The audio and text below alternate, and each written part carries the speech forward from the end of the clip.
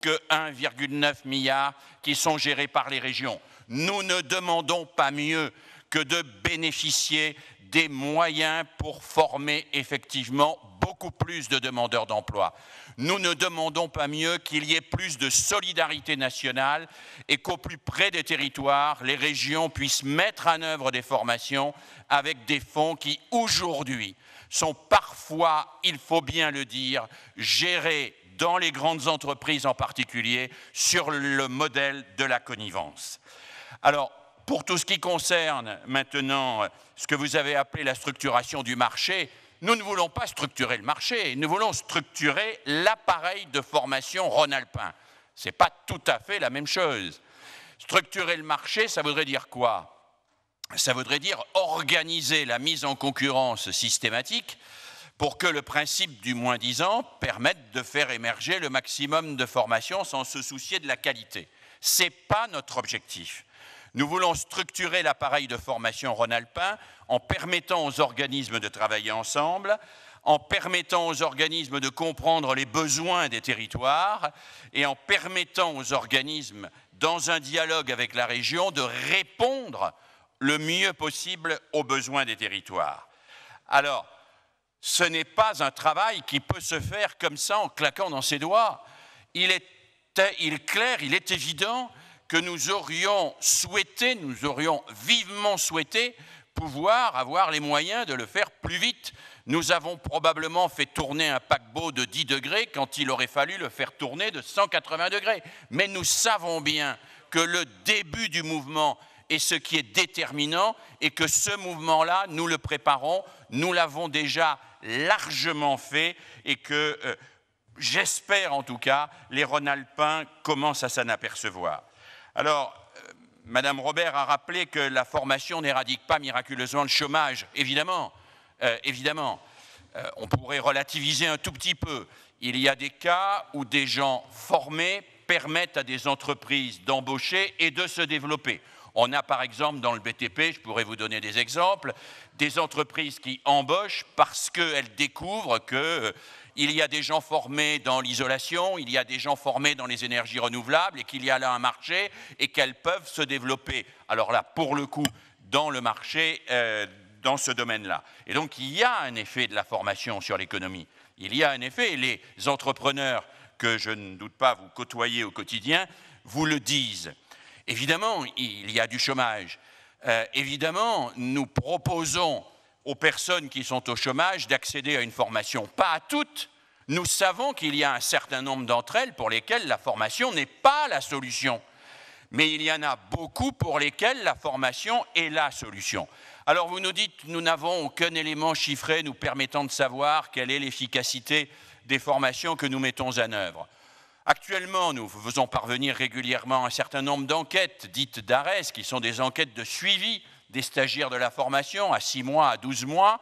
Actuellement, pour dire les choses en termes simples et donner quelques chiffres rapides, quelqu'un qui a suivi une formation régionale en ce que nous appelons PQCP, qualification-certification, a environ 70% de chances, ou plus exactement dans 70% des cas, trouve un emploi dans les 6 mois qui suivent la fin de cette formation. Ce n'est pas rien, 70% des gens qui trouvent un emploi dans les 6 mois qui suivent la fin de leur formation. C'est déjà quand même mieux. Et puis, j'ajoute que quand on est au chômage, se former, y compris avec une dimension culturelle et citoyenne, c'est quand même mieux que de rester chez soi et de perdre à la fois le courage, l'espoir et les connaissances qu'on avait jusque-là amassées. Alors vous dénoncez la dimension sociale. Nous revendiquons une dimension sociale dans la formation. Nous revendiquons un accompagnement social. Nous disons très clairement, il n'est pas normal que des jeunes doivent dormir à 4 ou 5 dans une voiture pour suivre une formation qui se déroule à 20 ou 30 km de chez eux. Si nous pouvons leur apporter un hébergement et une restauration, nous leur apportons non pas un surplus, un cadeau, mais ce que le pays leur doit à ces jeunes qui cherchent à entrer sur le marché du travail, qui cherchent à se former et qui ont besoin d'être aidés. Vous savez, nous avons l'occasion, dans les fonctions que vous exercez, que j'exerce, de rencontrer quand même un certain nombre de gens qui sont au fond du trou. Nous savons le taux de désespérance qu'il y a. Alors, vous pouvez toujours dire qu'il y a un cloisonnement étanche entre le psychologique et le professionnel. Mais quelqu'un qui est à 500 jours de chômage, je vous rappelle que c'est la moyenne dans notre région, il finit par être détruit psychologiquement. Nous avons besoin d'aider ces gens-là et nous avons besoin d'aider les organismes de formation à aider ces gens-là. Alors, évidemment, nous pourrions faire plus, je l'entends. Nous aimerions faire plus, je l'entends. Nous aimerions aussi sortir d'une conception, et je parle ici en mon nom personnel, parfois extrêmement pénible au quotidien, des compétences partagées avec l'État. Je le dis très simplement, il y a un certain nombre de domaines où si nous avions une bonne fois pour toutes la main, nous pourrions être beaucoup plus cohérents sur les territoires, nous pourrions être beaucoup plus réactifs, nous n'aurions pas besoin d'être en permanence en train de négocier. Non pas parce que la région demande du pouvoir, le pouvoir ça n'a aucun intérêt en soi, le pouvoir a de l'intérêt pour créer des solutions pour les citoyennes et les citoyens. Alors à côté de ça, j'ai entendu, et vous avez raison, le service public régional de la formation n'est pas encore assez lisible. La formation n'est pas encore une compétence suffisamment identifiée de la région. Les gens n'ont pas encore suffisamment accès à ce que nous leur proposons. Madame Tremblay a rappelé la création récente du site maformation.Rhône-Alpes. Ce n'est pas insignifiant. Ce n'est pas insignifiant. Nous sommes bien conscients que tous les Rhône-Alpins n'ont pas la possibilité d'aller faire cette recherche sur le site. Mais s'ils le font, ils ne sont pas tout à fait dans la même position de dépendance vis-à-vis d'un certain nombre d'organismes. Parce que quand vous allez voir un organisme qui est seul à avoir l'information sur la formation qu'il vous propose, eh bien vous êtes totalement assujetti. Quand vous allez voir cet organisme et que vous lui dites « Ah ben écoutez, j'ai vu qu'ici à 12 km, il y a une formation qui commence dans 15 jours, c'est sur le site de la région, pourquoi vous ne me la proposez pas ?» Ça change radicalement la posture du citoyen. Ça lui permet d'être dans une relation qui n'est pas une relation d'assujettissement, mais une relation d'interlocution positive et constructive. Oui, nous avons encore des progrès à faire, et je ne dis pas que tout ce que nous faisons est parfait, très loin de là. Nous avons encore un long chemin à parcourir dans ce domaine. Depuis 1971 et la loi Delors, nous avons fait un certain nombre de choses, mais ça reste encore insuffisant. Croyez-nous, nous nous battons pour cela. Alors j'ai entendu quelques alertes de la part d'un certain nombre de collègues auxquels je voudrais répondre rapidement. Oui, les partenaires sociaux sont consultés. Ils le sont dans les CTEF, ils le seront ès-qualité parce que nous les recevrons à cette occasion, ils le sont dans le cadre des instances du CCREFP où ils sont présents, où nous travaillons ensemble au quotidien. Oui, ils le seront aussi, et je l'ai expliqué tout à l'heure, dans le cadre du Césaire, car j'ai souhaité que le Césaire soit ès-qualité, informé et en dialogue sur les questions de ces programmes de formation. Vous avez évoqué, Armand Creuss, l'ouverture aux autres régions. Bien sûr que nous ouvrons nos formations aux autres régions. Bien sûr que nous ne sommes pas sur, aujourd'hui, un repliement régionaliste. Nous sommes sur de vraies compétences de la région en relation avec les autres régions. La formation de cordonnerie, chausseurs qui se trouve à Romans, il n'y en a que 2 en France. Bien évidemment, elles ne peuvent pas être remplies aujourd'hui exclusivement par des Rhône-Alpins. Il faut une prescription nationale. Le problème de cette prescription nationale, c'est que le conseiller Pôle emploi de Lille, il ne voit pas apparaître sur son logiciel aujourd'hui qu'il existe une place en formation en roman, en cordonnier chausseur. Et qu'il y a là un vrai problème technique qui est aussi un vrai problème politique, qui est de construire une harmonisation progressive qui permette une mutualisation optimale. Nous y travaillons. Nous avons passé des heures de travail et les services ont passé des heures de travail avec Pôle emploi pour que le logiciel ODE et le logiciel Prosper s'interfacent d'une manière correcte et qu'à partir de là, on puisse effectivement prescrire nationalement, même sur des formations régionales. Nous ne sommes pas dans un régionalisme étroit et possessif, nous sommes pour un vrai pouvoir organisateur de la région, mais en relation avec les autres régions. J'ai entendu évidemment la remarque de Philippe Reynaud sur attention de ne pas doubler le dispositif PFE de manière mécanique. Bien évidemment. Non seulement nous ne le ferons pas, mais pour la première fois, au sein de la région, nous allons élaborer ces programmes avec les autres directions que sont la DLI, parce que nous avons à travailler, à articuler notre formation professionnelle continue avec les lycées, et en particulier les lycées professionnels.